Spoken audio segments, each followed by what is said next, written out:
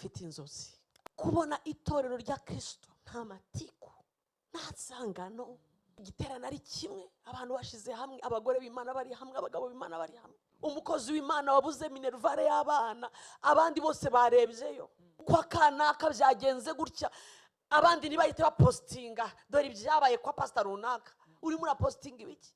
Ariko tubisengere twese, aho abakozi b'Imana, amatorero, amakorali, worship team ahurira ahantu hamwe in one stadium, hari kuramwa Imana.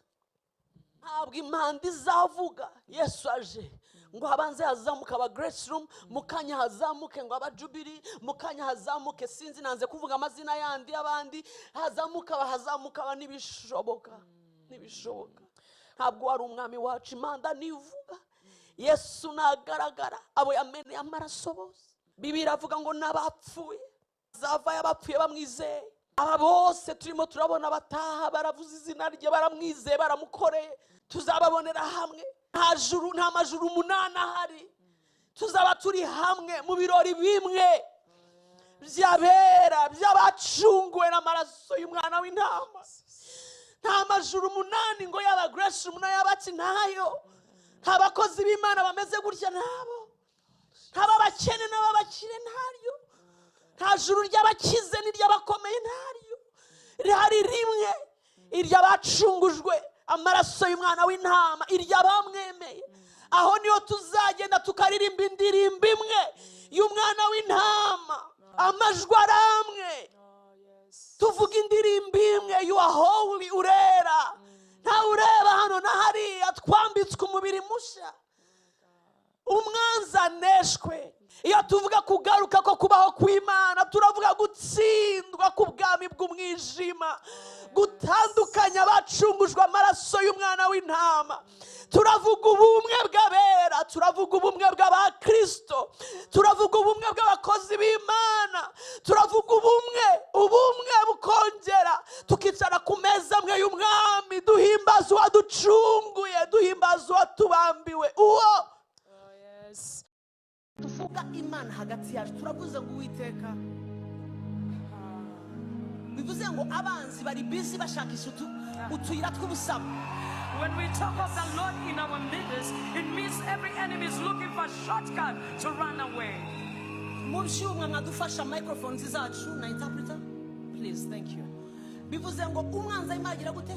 The enemy is atatana nuko mutabaye abasirikare nkanjye. You have not been soldiers like me. Ubundi mu gisirikare ukuntu bigenda, but in the army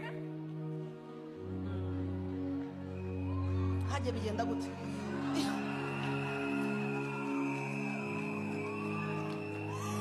Iyo umwanzi yamaze kumanika, when the enemy amaboko yafashwe arizana, he brings himself.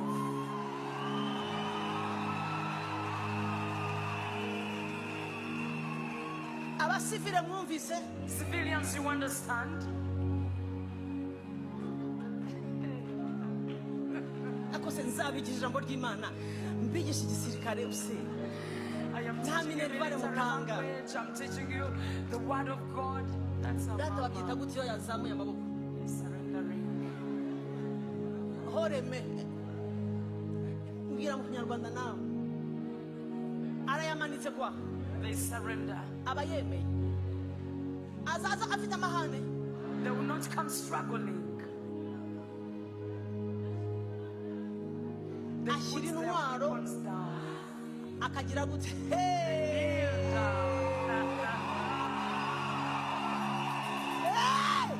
Hallelujah. Ashira intwaro, They lay their weapons down. akazamura. They raise their hands. Ndakwinginze niba uri n'umushyitsi waje uyu munsi, wowe ukabyaraho. If you're even a visitor, please, I beseech you. Uri mu nkambi. You are in a camp y'abantu banesheje, of people that have overcome.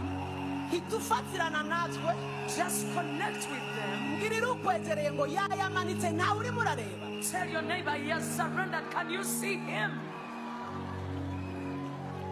Mubwire ngo niwongere kubeshyira bukene, niwongere kubeshyira agahinda, niwongere kubeshyira umurozi, niwongere kubeshyira abapfumu, niwongere kubeshya,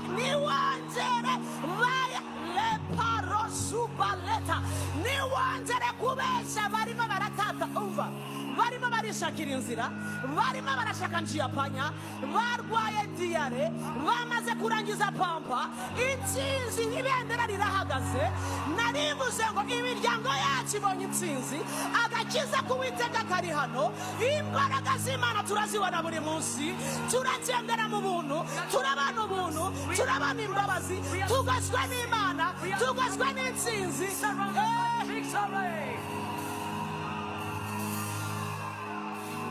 nta ndirimbo yayazamuye